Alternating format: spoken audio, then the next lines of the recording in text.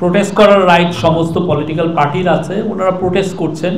আমরা চাই যে এই প্রোটেস্টটা নিয়মতান্ত্রিকভাবে হোক, সেটা এটা বাংলাদেশে এর কারণে যাতে ল অ্যান্ড অর্ডার সিচুয়েশন অবনতি না হয় সেটা আমরা চাই।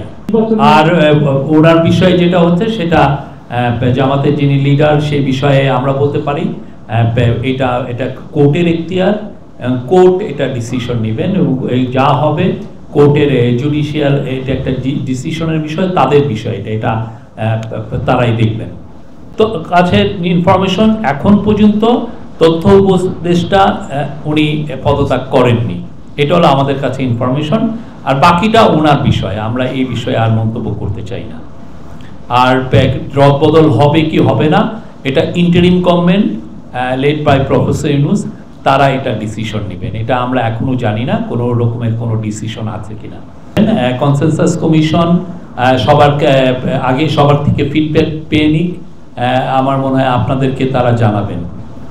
নির্বাচন নিয়ে অনেকে বলছে ডিসেম্বরে নির্বাচন হবে, সেই বিষয়ে আপনার সরকার নিয়ে থাকে না? এইটা নিয়ে কিন্তু অনেকবার কথা হয়েছে, চিফ অ্যাডভাইজার, ইন্টারিম গভর্নমেন্টের অনেক অ্যাডভাইজার অনেকেই কথা বলেছেন।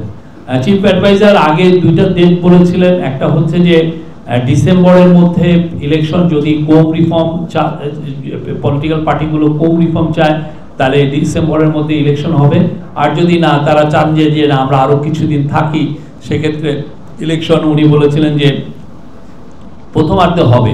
কিন্তু এখানে একটা প্র্যাকটিক্যাল একটা ইস্যু হচ্ছে যে আপনি জানেন যে এপ্রিল মাসের থেকেই কালবৈশাখী এবং ঝড় বৃষ্টির সময় শুরু হয়ে যায়, ফলে এপ্রিলের পরে যখন এপ্রিল পরে জুনে আবার মনসুন শুরু হয়ে যায়, তো ফলে ওই 3টা মাস আসলে ইলেকশনের জন্য অতটা উপযোগী না।